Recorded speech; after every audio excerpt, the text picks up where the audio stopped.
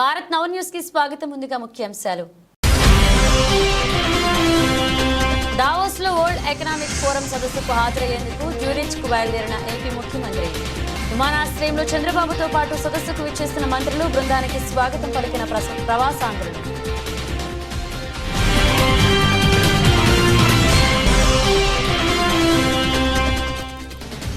విశాఖ సింహాచలం శ్రీ వరాహలక్ష్మి నరసింహస్వామి వారిని కుటుంబ సభ్యులతో కలిసి దర్శించుకున్న హోంమంత్రి. దేవస్థానకు విచ్చేసి అనిత కుటుంబ సభ్యులకు ఆలయ మర్యాదలతో స్వాగతం పలికి ప్రత్యేక పూజలు చేసిన అర్చకులు.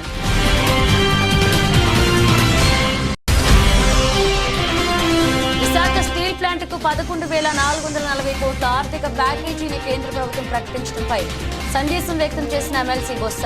స్టీల్ ప్లాంట్ ప్రైవేటీకరణ పూర్తిగా ఆగిందని ఎందుకు చెప్పడం లేదంటూ ప్రభుత్వాన్ని ప్రశ్నించిన సత్యనారాయణ.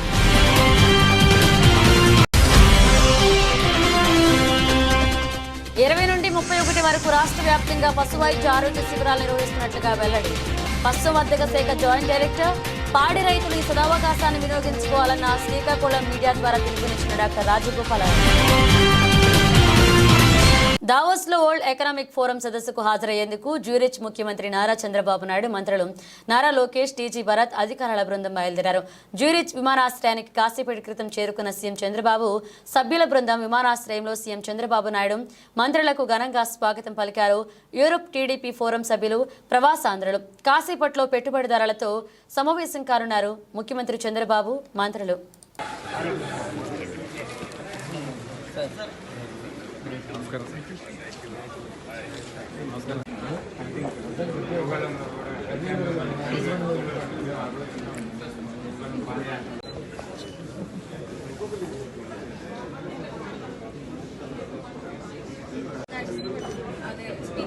ఫోటో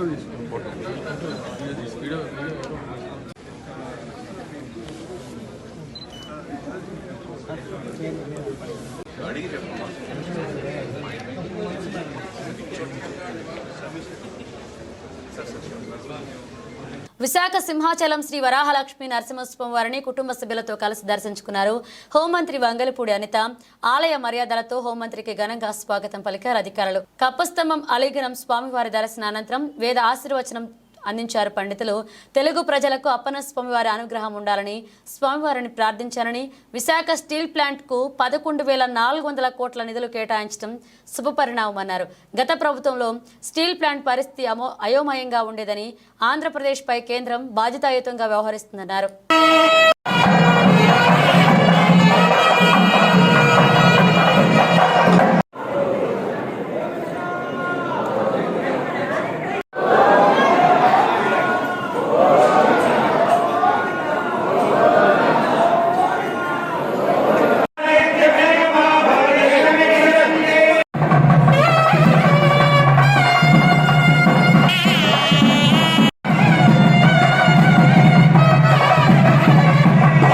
విశాఖ స్టీల్ ప్లాంట్కు 11,440 కోట్ల ఆర్థిక ప్యాకేజీని కేంద్ర ప్రభుత్వం ప్రకటించడంపై వైసీపీ ఎమ్మెల్సీ, మాజీ మంత్రి బొత్స సత్యనారాయణ పలు సందేహాలు వ్యక్తం చేశారు.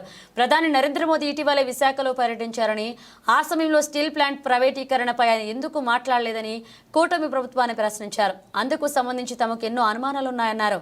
ప్యాకేజీ ఇచ్చారని కూటమి నేతలు అంటున్నారని, కానీ స్టీల్ ప్లాంట్ ప్రైవేటీకరణ ఆగిందని ఎందుకు చెప్పడం లేదని ప్రభుత్వాన్ని ఈ సందర్భంగా ప్రశ్నించారు. అయితే స్టీల్ ప్లాంట్ ప్రైవేటీకరణ చేసే ఉద్దేశంతోనే ఈ ప్యాకేజీ ఇచ్చారని తన అభిప్రాయాన్ని ఆయన వ్యాఖ్యానించారు. ఎందుకు ఈ ముసుగులో మాటలు అంటూ కూటమి ప్రభుత్వంపై ఎమ్మెల్సీ బొత్స సత్యనారాయణ మండిపడ్డారు. కర్ణాటక స్టీల్ ప్లాంట్ కు 15,000 కోట్లు ఇచ్చారని గుర్తు చేశారు. మీ ద్వారా ప్రజలకు కూడా చెప్పాం, ఇది పూర్తిగా ప్రభుత్వం తాలూకా అసమర్థత వల్ల, అలసత్వం వల్ల జరిగిన సంఘటన అని చెప్పని. ఎందుకంటే గత 5 రోజులుగా చూస్తున్నాం, మహాకుంభమేళ కోట్లాది మంది ప్రజలు ఏ విధంగా అక్కడ కుంభమేళ జరుగుతుందో పత్రికలో చూస్తున్నాం, టీవీలో చూస్తున్నాం, వింటున్నాం. కానీ ఇక్కడ జరిగిన సంఘటన చూస్తే కడుపు తరుక్కుపోతుంది. వారికి ఈ ప్రభుత్వానికి ఆర్భాటం తప్ప వాళ్ళకి ప్రచార తపనే తప్ప ప్రజల వాళ్ళ ప్రభుత్వాల ప్రాణాల మీద వాళ్ళకేమి వాళ్ళ భద్రత కల్పించాలనే భావన కానీ ఆలోచన కానీ లేని విషయం చారితల్లమైంది. సాక్షాత్తు కేంద్ర హోంశాఖ కూడా దాని మీద నిన్న రావడానికి కొద్దిగా ప్రయత్నం చేసింది. నిన్న వచ్చిన హోంమంత్రి గారి తాలూకా ఏదైతే లంచ్ మీటింగో డిన్నర్ మీటింగో ఉందో అది దాన్ని ఉపయోగించుకుని వాళ్ళ రాణి కంటే పరువులు కాపాడుకోవడానికి ప్రయత్నం చేశారు. ఇక్కడ పరువు కాదు సమస్య. జరిగిన సంఘటనకి పూర్వపరాలు తలకపోవడం ఉంటే అది మన పరువును కాపాడుకోవడం. ఇంకోసారి పునరావృతం కాకుండా ఉంటే అది మన సమర్థతకి నిరసనం. కానీ ఇది కాదు. అందుకే ఆ రోజు నేను మీకు మీ ద్వారా చెప్పాను, ఏదైతే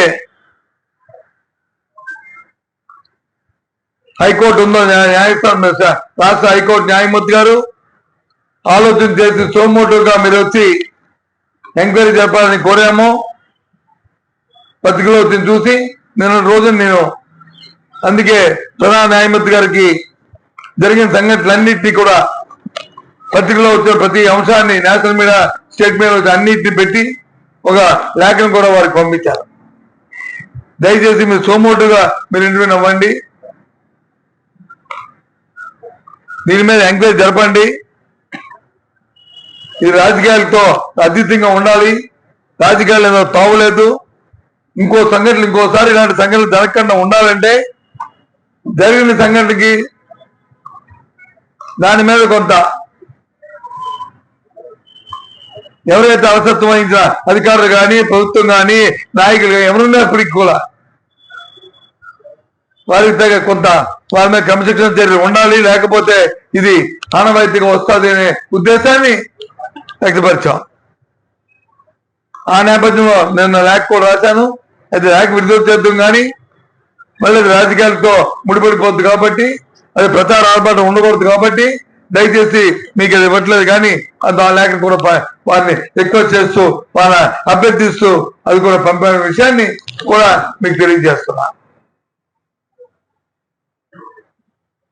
ఓకేనా? రాష్ట్ర ప్రభుత్వ ఆదేశాల మేరకు ఈ నెల 20 నుండి 31 వరకు 10 రోజుల పాటు రాష్ట్ర వ్యాప్తంగా పశు వైద్య ఆరోగ్య శిబిరాలు నిర్వహించి అనారోగ్య కారణాల వల్ల ఉన్న పశువులకు వైద్యం ఉచితంగా అందిస్తామని శ్రీకాకుళం జిల్లా పశుసంవర్ధక శాఖ joint director doctor Kancharana Rajagopala Rao చెప్పారు. పశువుల పరిరక్షణకు ప్రత్యేక చర్యలు చేపట్టామన్నారు. మూగ జీవులైన పశువులకు మెరుగైన వైద్యం అవసరమని గుర్తించి పశు వైద్యశాలలు లేని గ్రామాల్లో పశు వైద్య శిబిరాలు ఏర్పాటు చేస్తున్నామన్నారు. గతంలో గ్రామాల్లో వ్యాధి నివారణ టీకాలు పడని పశువులకు జబ్బవాపు, గొంతువాపు, ముద్ద చర్మ వ్యాధి, గాలికుంటు వ్యాధి టీకాలు అన్ని పశు వైద్య కార్యాలయాల్లో అందుబాటులో ఉన్నాయన్నారు. శ్రీకాకుళం జిల్లా వ్యాప్తంగా గ్రామీణ ప్రాంతాల్లో పశు వైద్య శిబిరాలు పెద్ద ఎత్తున జరుగుతున్నాయన్నారు. పాడి రైతులు ఈ సదవకాశాన్ని వినియోగించుకోవాలన్నారు. వాటిలో ఉన్న ఉత్పాదకత శక్తి అంటే ప్రత్యుత్పత్తి సామర్థ్యము, అలాగే వాటి పాల ఉత్పత్తి కానీ, మాంసం ఉత్పత్తి కానీ, గుడ్ల ఉత్పత్తి కానీ ఇవన్నీ పడిపోతాయి. కాబట్టి ఏలికపాముల నివారణ మందులు అనేది చాలా అవసరం. కాబట్టి పశు ఆరోగ్య శిబిరాల్లో ముఖ్యంగా ఏలికపాముల నివారణ మందులు ఇవ్వడం జరుగుతుంది. అలాగే ఈ సీజన్లో గొర్రెలకి, మేకలకి, కోళ్ళకి మసూచి వ్యాధి కూడా వచ్చే అవకాశం ఉంది. కాబట్టి వాటికి సంబంధించిన టీకాలు వేయటం జరుగుద్ది. అలాగే ఇప్పుడు దీర్ఘకాలిక రోగాలతో ఏవైనా బాధపడుతున్న పశువులకు కూడా వాటికి ఆరోగ్య శిబిరాల్లో వైద్యం అందించడం జరుగుతుంది. అలాగే గర్భకోశ వ్యాధుల ద్వారా సమస్యలు ఉన్న ఆవులు అంటే ఎదక రాలేక లేకపోతే చూలక నిలవక సమస్యలు పడుతున్న ఆవులకు కూడా వైద్యం చేయడం జరుగుతుంది. ఈ సందర్భంగా మనం 95,36,433 రూపాయల ఖర్చుతో వైద్యానికి సంబంధించిన మందులు కూడా సరఫరా చేయడం జరిగింది. ఈ వైద్య శిబిరాలు ప్రతి మండలంలో 2 గ్రామాల్లో ఈ 11 రోజులు అంటే రోజుకి 2 గ్రామాల్లో ప్రతి మండలంలో జరుగుతాయి. 31వ తేదీ వరకు జరుగుతాయి. ఎంతో మంది ప్రాణత్యాగాలతో ఏర్పడిన విశాఖ స్టీల్ ప్లాంట్ ను పరిరక్షించే బాధ్యత కూటమి ప్రభుత్వం తీసుకుంటుందని గాజువాక శాసనసభ్యులు రాష్ట్ర టీడీపీ అధ్యక్షులు పల్లా శ్రీనివాసరావు తెలిపారు. ఈ మేరకు గాజువాక తెలుగుదేశం పార్టీ కార్యాలయంలో విలేకరుల సమావేశం నిర్వహించారు. ఈ సందర్భంగా పల్లా మాట్లాడుతూ ఉక్కు కర్మాగారానికి కేంద్రం 11,440 కోట్లు ప్రకటించడంతో ప్రధానమంత్రి నరేంద్ర మోదీకి, రాష్ట్ర ముఖ్యమంత్రి చంద్రబాబు నాయుడుకి, ఉప ముఖ్యమంత్రి పవన్ కళ్యాణ్కి, నారా లోకేష్కి, కేంద్ర మంత్రులకు, పార్లమెంట్ సభ్యులు భరత్కు ఆయన అభినందనలు తెలిపారు. ఎన్నికల్లో హామీ ఇచ్చిన ప్రకారం స్టీల్ ప్లాంట్ ను రక్షించే బాధ్యత పూర్తిగా కూటమి ప్రభుత్వం తీసుకుంటుందన్నారు. మరొక 2 ఏళ్లలో ప్లాంట్ ని లాభాల్లోకి తీసుకొచ్చే బాధ్యత కార్మికులు తీసుకోవాలని ఆయన సూచించారు. ఈ కార్యక్రమంలో జనసేన గాజువాక ఇన్ఛార్జ్ కాంతారావు మరియు బీజేపీ నాయకులు, యూనియన్ నాయకులు పాల్గొన్నారు. ఏదంటే స్టీల్ ప్లాంట్లో పనిచేసినటువంటి కార్మికులు వాళ్ళ జీవితాల్లో వెలుగు నింపే కార్యక్రమం చేశారు.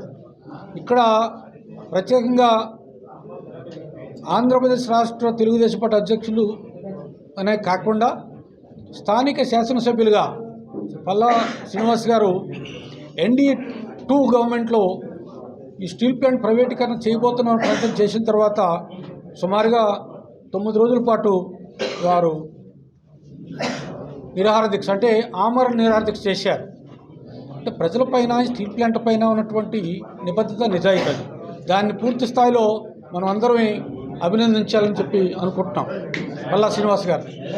రెండవది, NDA 2 గవర్నమెంట్లో అనౌన్స్ చేసిన వెంటనే స్టీల్ ప్లాంట్ ప్రైవేటీకరణకి జనసేన పార్టీ అధ్యక్షులు పవన్ కళ్యాణ్ గారు క్లియర్గా మీ అందరి పక్షాన ఉంటాను, మీ అందరితో కలిసి ఉంటాను, నిర్వాసులకు అన్యాయం జరగనివ్వం, ఉద్యోగులకి తోడుగా ఉంటామని చెప్పి ఆయన డైరెక్ట్గా వచ్చి లక్షలాది మందితో నిరసన తెలియజేశారు స్టీల్ ప్లాంట్ మైదానంలో.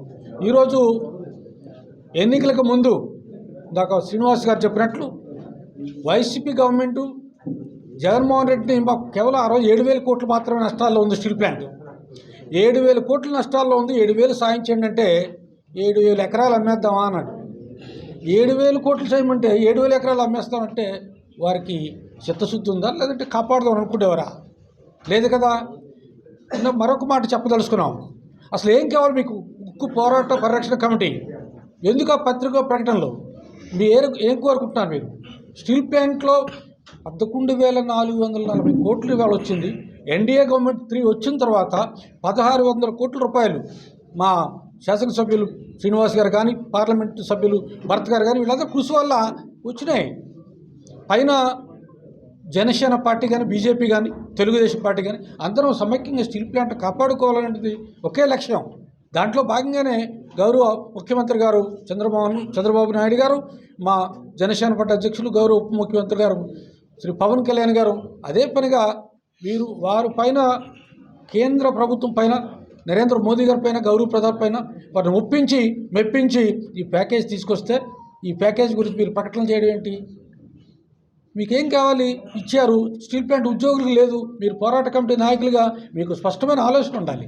తర్వాత ఇంకొక బ్యాచ్ చూసాను నిన్న పేపర్లో, ఈ పారిశ్రామిక ప్రాంతాన్ని, విశాఖపట్నాన్ని మేము పరిరక్షణ చేయమని కొంతమంది మేధావులుగా పేరు చెప్పుకునే వాళ్ళు కూడా మాట్లాడారు నిన్న. ఇది దేనికి సరిపోద్ది, ఇది ఎందుకు ఇచ్చారు అని. మరి మీరు ఉన్నప్పుడు ఎందుకు తేలా పేరు? మీకు మంచి మిత్రులు కదా వాళ్ళు, వైసీపీ ప్రభుత్వం వాళ్ళు. మరి ఆ మిత్రులు ఉన్నప్పుడు తేవాలి కదా. మీరేమి పడలేదే, 100 రూపాయలు తేలేపారు. అలాంటప్పుడు మీరు దయచేసి మీరేమీ సాయం చేయలేదు కాబట్టి ఇప్పుడు కడుపు మంట వద్దు మీకు. ఎక్కడ NDA గవర్నమెంట్కి పేరు వచ్చేస్తుందని భయపడి కడుపు మండి మాట్లాడుతున్నారు. అందులో కూడా బుద్ధి ఉండాలి. ఎవరికి? బొత్స సత్యనారాయణ గారు లాంటి వాళ్ళకి. వాళ్ళ ఊరు పక్కనే సీపురుపల్లి. ఆ సీపురుపల్లిలో ఉన్నటువంటి మైన్స్ 2022లో దాని లీజ్ పీరియడ్ అయిపోతే రాష్ట్ర ప్రభుత్వం పరిధి, నీ నియోజకవర్గం, నువ్వు వాళ్ళు ఎందుకు మాట్లాడలేదు? దాన్ని రెన్యువల్ చేయాలి కదా. ఇవాళ నన్ను వచ్చి తగుదనమ్మా అని చెప్పి అది అన్యాయం జరిగిపోతుంది. 11,450 కోట్లు ఏమాత్రం అని. ఇది కడుపు మంటతో మాట్లాడద్దు. సాయం చేయగలిగితే మాతో పాటు ప్రయత్నించండి, స్టీల్ ప్లాంట్ కాపాడుదాం. లేదు సాయం మీరు చేయదలుచుకోలేకపోతే సైలెంట్గా ఉండండి. మీకు ప్రజలు అట్లాంటి ఒక క్లియర్ మ్యాండేట్ ఇచ్చారు, సైలెంట్గా కూర్చోండి అని. అది ఆ విధంగా నడిస్తే మంచిదని చెప్పి మనం చేసుకుంటూ సెలవు తీసుకుంటాం. మ్యాంగనీస్ మైన్ ఎందుకు మీరు రెన్యూల్ చేయలేదు చెప్పండి. గర్భంలో ఉన్నటువంటిది సరిపల్లో ఉన్నటువంటి శాండ్ మైన్ ఎందుకు మీరు ఎప్రూవ్ చేయలేదు చెప్పండి. చీపురుపల్లిలో అలాగే మీకు క్వాజ్ ఎందుకు మైన్ మీరు దాన్ని రెన్యూల్ చేయలేదు చెప్పండి. డీమ్డ్ మైన్స్ అవన్నీ 50 సంవత్సరాలు స్టేట్ గవర్నమెంట్ ఒప్పందం చేసుకున్నటువంటి మైన్స్ని 33 సంవత్సరాలు దాటిన తర్వాత 2023 మధ్యన మీరు అప్రూవల్ చేశారా? ఎందుకు అప్రూవల్ చేయకుండా ఉంచుకున్నారు? ఎవరు వచ్చిన తర్వాత మళ్ళీ ఆ అప్రూవల్ అయినాయి? వైసీపీ నాయకులు చెప్పండి సమాధానం దానికి. ఏదో విధంగా పొగబెట్టి దీన్ని అమ్మేద్దాం, వాటాలు కొట్టేద్దాం అని ఆలోచన కాదు, అంతగా కాదు. మీ మనసాక్షిగా చెప్పండి సమాధానం. మీ నాయకులే నా దగ్గర ఎన్నోసార్లు చెప్పారు, మా వాడు చేయడు సార్ అన్న, మా వాడు చేయడు, మా వాడు ఈ విషయం మీద మాట్లాడొద్దు అన్నారు, మా దగ్గరికే రావద్దు అన్నారని. అందుకే మనసాక్షి అవసరం దేనికైనా. అందుకని సోదరులారా, ఈ ప్లాన్ను పరిరక్షించేటువంటి బాధ్యత మేము తీసుకుంటాం. అందుకే చెప్తాం, మా బాధ్యత మేము సక్రమంగా నిర్వర్తించాం. మీ బాధ్యత దీన్ని ముందుకు తీసుకెళ్లాల్సినటువంటిది, ఫుల్ ప్రొడక్షన్ వైపు తీసుకెళ్లేటువంటి బాధ్యత ఇటు కార్మికులు అటు యాజమాన్య వారు తీసుకోవాలని చెప్పి తెలియజేస్తున్నాను. ఇదిగో ఇంకో విషయం కూడా చెప్తున్నా. లోకేష్ బాబు తెలుగుదేశం పార్టీ జాతీయ ప్రధాన కార్యదర్శి, విద్యాశాఖ మార్చులు, ఆయన పాదయాత్ర చేసినప్పుడు ప్లాంట్లోనే మేము టెంట్ వేసాం. ఆ రోజు కార్మికులు అందరూ వచ్చారు. కార్మిక నాయకులందరూ వచ్చినప్పుడు ఆ రోజు మాట ఇచ్చారు ఆయన. అదే మాట కట్టుబడి అందరు ఎమ్మెల్యేస్, ఉత్తరాంధ్రలో ఉన్నటువంటి ఎమ్మెల్యేస్ అందరితో మాట్లాడారు, జిల్లాలో ఉన్నటువంటి ఎమ్మెల్యేస్ అందరితో మాట్లాడారు, మీటింగ్ పెట్టారు. ఏ విధంగా చేద్దాం, దీనేమైనా కొంత ఆర్థిక సహాయం అందిస్తే ఎన్ని రోజులకు వస్తుంది, అది లేదు సేల్లో మర్చేద్దామా, సేల్లో మర్చేస్తే once for all problem solve అయిపోతుంది కదా. విశాఖ ఉక్కు ఆంధ్రలో అక్కనే నినాదం ఆ బ్రాండ్ ఏమైనా దెబ్బతింటుందా? ఇలాగ అనుక్షణం గత అడిచిన 6 నెలలుగా మేము ఆలోచిస్తూనే ఉన్నాం. అందుకే చెప్పాను, నేను నా జీవితంలో నేను ఆనందపడింది, జీవితంలో మర్చిపోలేటువంటి రోజు మొన్న ఏదైతే 11,440 కోట్లు అనౌన్స్ చేయడం చెప్పి. పిఠాపురం మండలం బి ప్రతిపాడులో డయేరియా ప్రభావ పరిస్థితులపై జనసేన పార్టీ పిఠాపురం నియోజకవర్గ ఇన్ఛార్జ్ మరెడ్డి శ్రీనివాస్ తమ పార్టీ నాయకులతో కలిసి గ్రామంలో పర్యటించారు. డయేరియా బాధితుల ఇళ్లకు వెళ్లి వారిని పరామర్శించారు. వారి ఆరోగ్య పరిస్థితిని, వారికి అందుతున్న వైద్య సేవలను అడిగి తెలుసుకున్నారు. అలాగే వైద్యాధికారిని డాక్టర్ ఇందిరాతో వైద్య సిబ్బందితో పరిస్థితిపై సమీక్షించారు. ఈ సందర్భంగా మరెడ్డి శ్రీనివాస్ మీడియాతో మాట్లాడుతూ గ్రామంలో పరిస్థితి చక్కబడిందని, కొన్ని చోట్ల మంచినీటి పైపులు లీక్ అయినట్లుగా గాను, పారిశుద్ధ్యం సమక్రమంగా లేనట్లుగా గాను గ్రామస్తులు కొందరు చెప్పారని, దీనిపై తక్షణం చర్యలు తీసుకుంటామన్నారు. ఈరోజు బి ప్రతిపాడు గ్రామంలో 16వ తారీఖున ఫస్ట్ నాకు ఇన్ఫర్మేషన్ వచ్చింది. గ్రామస్తులందరూ కూడా వామిటింగ్స్, లూజ్ మోషన్స్తో ఇబ్బంది పడుతున్నారని చెప్పి మన నాయకులు నాకు తెలియజేశారు. వెంటనే డిఎంహెచ్ వారు తీసుకోబెట్టి మన మెడికల్ టీం అందరినీ అలర్ట్ చేయడం జరిగింది. అలాగే ఎంపీడీ వారు కూడా తెలియజేయడం జరిగింది. ఆ రోజు నుంచి కూడా ఇంటింటి సర్వే ఆల్మోస్ట్ 70% కంప్లీట్ అయింది. కాలనీ చేయవస్తుంది అంటున్నారు. ఇక్కడ 2 రకాల వాదనలు వినపడుతున్నాయి. ఏంటంటే, ఒకటి ఫుడ్ కంటామినేషన్ జరిగిందని ఒకటి అంటున్నారు.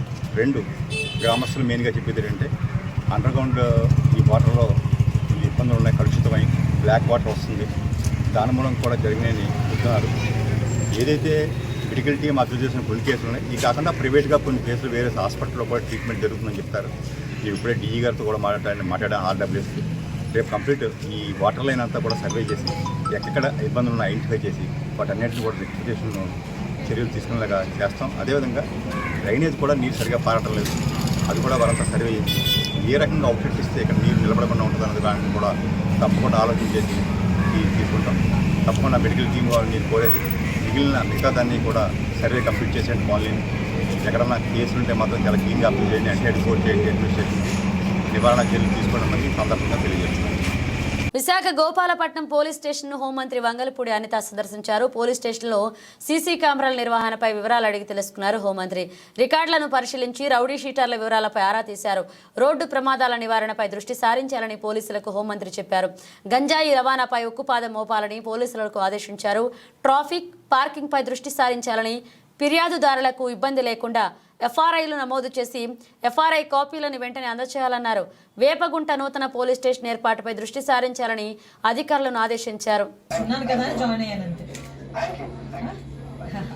Okay sir, okay, thank you so much, thank you. Thank you.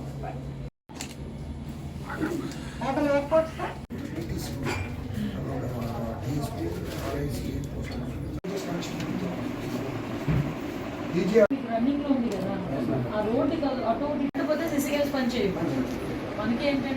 Pathapatnam మండల కేంద్రంలో దువ్వార వీధికి చెందిన ఆంధ్ర పత్రిక విలేకరి వైసీపీ కార్యకర్త పెద్దంటి తిరుపతిరావుపై హత్యాయత్నం సోమవారం 3 గంటల సమయంలో జరిగింది. తిరుపతిరావు ఇంట్లో నిద్రిస్తుండగా గుర్తుతెలియని వ్యక్తి చొరబడి కత్తితో దాడి చేశాడు. వెంటనే కేకలు పెట్టడంతో మేడ పైనుంచి దొంగ దూకి వెళ్లిపోయాడు. తిరుపతిరావు మెడపై 2 చేతులపై తీవ్రంగా గాయాలయ్యాయి. తిరుపతిరావు వైసీపీ కార్యకర్త కావడంతో నాపై రాజకీయ కక్ష సాధింపు కోసం ఇలా జరిగిందంటే తిరుపతిరావు ఆరోపించారు.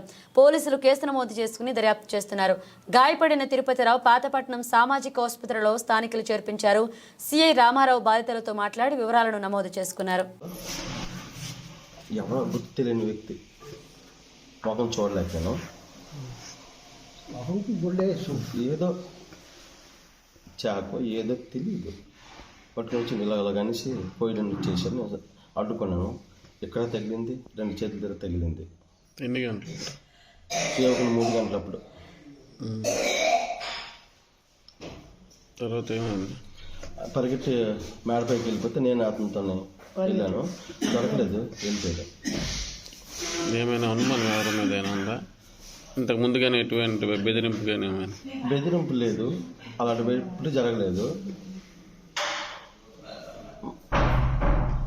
అంత షాకులో ఉండి ఇంక చెప్పలేని పరిస్థితి అయిపోతాను ఎవరనేది. ఏం లేదు కారణం, నాకు ఏది లేదు. రాజకీయ పరంగా ఏమైనా చేతులు ఉంటారు అంతే తప్పితే నేను ఇంకా ఇప్పటికీ ఎవరికి మోసం అన్యాయం చేయలేదు. ఏముంటే రాజకీయ పరంగా, లోకల్ రాజకీయ పరంగా చేతులు ఉంటారు. మరి అది ఎవరని చెప్పలేము. అరకు నియోజకవర్గ మండల కేంద్రంలో భారత రాజ్యాంగ నిర్మాత డాక్టర్ బిఆర్ అంబేద్కర్ విగ్రహం వద్ద గిరిజనులకు నూతన ఉద్యోగ భద్రతా చట్టం కల్పించాలని, జీవో నెంబర్ 3 ఆర్డినెన్స్ చట్టబద్ధత కల్పించాలని ప్లెకార్డ్ పట్టుకుని నిరసన కార్యక్రమం చేపట్టారు.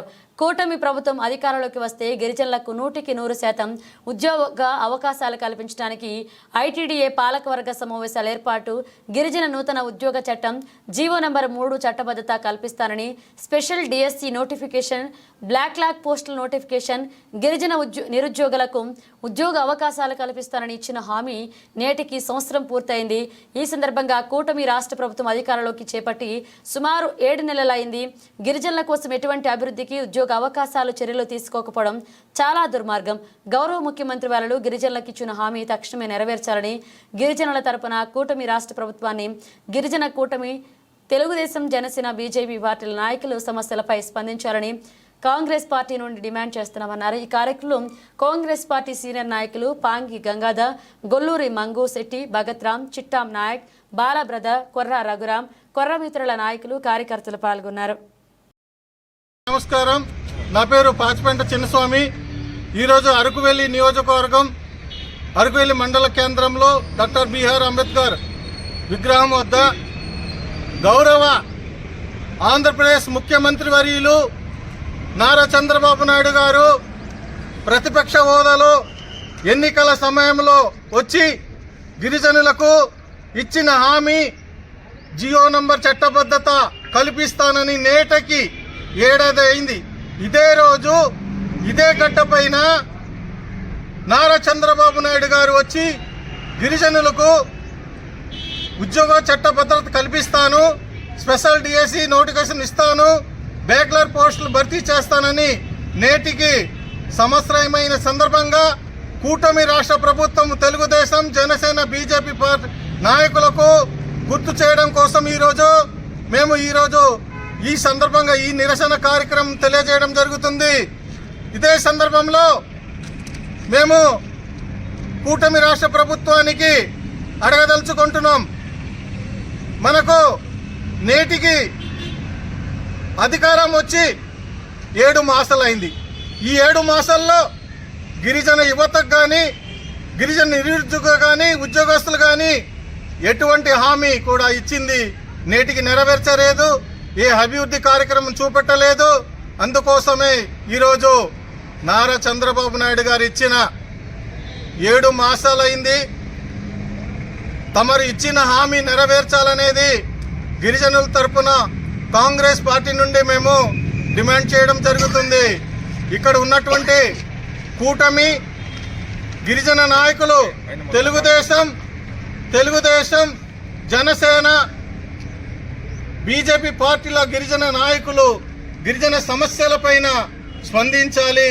మీరు పెదవి ఇప్పి అడగాలి, నోరు తెరవాలనేది ఈరోజు కాంగ్రెస్ పార్టీ నుండి ఈరోజు అంబేద్కర్ భారత రాజ్యాంగ నిర్మాత డాక్టర్ బిఆర్ అంబేద్కర్ విగ్రహం తరపు నుండి మేము మీకు ఈ సందర్భంగా డిమాండ్ చేయడం జరుగుతుంది. జై కాంగ్రెస్. జై కాంగ్రెస్. జగంపేట కాకినాడ రోడ్లోని ఎన్టీఆర్ స్మారక మందిరం వద్ద ప్రతి సోమవారం తెలుగుదేశం పార్టీ ఆధ్వర్యంలో TTD board member Jaggampeta MLA Jyothula Nehru నేతృత్వంలో నిర్వహిస్తున్న అన్నా క్యాంటీన్కు ఈ వారం ఆర్థిక సాయం అందించారు. కిర్లంపూడి మండలం ముక్కొల్లు గ్రామానికి చెందిన Yeleru project committee chairman Baswa Veerababu ఆర్థిక సహాయంతో నిర్వహించిన అన్నా క్యాంటీన్కు కాకినాడ జిల్లా టీడీపీ అధ్యక్షులు జ్యోతుల నవీన్ హాజరై పేదలకు అన్నదానం చేశారు. ఈ సందర్భంగా ఆయన మాట్లాడుతూ ప్రతి తెలుగువాడు ఆరాధించే నాయకుడు విశ్వవిఖ్యాత నట సార్వభౌమ నందమూరి తారక రామారావు పేదవాడు కడుపు నిండా అన్నం తినాలి ఆయన ఆశయాన్ని నిజం చేస్తూ 5 రూపాయలకి అన్నా క్యాంటీన్ ద్వారా భోజనం అందించిన వ్యక్తి నారా చంద్రబాబు నాయుడు. జగ్గంపేట నియోజకవర్గంలో గత 3 సంవత్సరాలుగా ఎమ్మెల్యే జ్యోతుల నెహ్రూ ఆధ్వర్యంలో ఉచిత అన్న క్యాంటీన్ నిర్వహిస్తున్నామని దీనికి దాతల సహకారం అందిస్తున్నామన్నారు. ఈ కార్యక్రమంలో Eleru project committee chairman Baswa Veerababu, రాష్ట్ర టీడీపీ కార్యదర్శి ఎస్పీఎస్ అప్పలరాజు, మారిశెట్టి భద్రం, తోట గాంధీ, రాష్ట్ర ఆర్వైఎస్ డైరెక్టర్ కొత్తకొండ బాబు, జీను మణిబాబు, దేవరపల్లె మూర్తి, భూపాలపట్నం ప్రసాద్, దాపర్తి సీతారామయ్య, వేములకొండ జోగారావు, ఎల్లవెల్లి సీఎం, డేగల సత్యబాబు, నాగిరెడ్డి అనిల్, బొజ్జపు శ్రీను, పుర్రే వీరబాబు, తుమ్మల కిషోర్, ఎండి కాజా పాల్గొన్నారు. బులెటిన్ ముగించే ముందు హెడ్లైన్స్ మరోసారి. దావోస్లో వరల్డ్ ఎకనామిక్ ఫోరం సదస్సుకు హాజరయ్యేందుకు జ్యూరిచ్కు బయలుదేరిన ఏపీ ముఖ్యమంత్రి. విమానాశ్రయంలో చంద్రబాబుతో పాటు సదస్సుకు విచ్చేసిన మంత్రులు, బృందానికి స్వాగతం పలికిన ప్రవాసాంధ్రులు.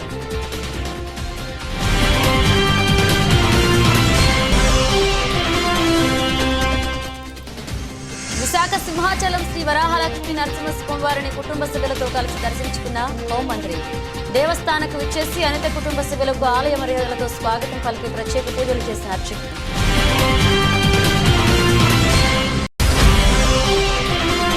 విశాఖ స్టీల్ ప్లాంట్కు 11,440 కోట్ల ఆర్థిక ప్యాకేజీని కేంద్ర ప్రభుత్వం ప్రకటించడంపై సందేశం వ్యక్తం చేసిన ఎమ్మెల్సీ బొత్స. స్టీల్ ప్లాంట్ ప్రైవేటీకరణ పూర్తిగా ఆగిందని ఎందుకు చెప్పడం లేదంటూ ప్రభుత్వాన్ని ప్రశ్నించిన సత్యనారాయణ.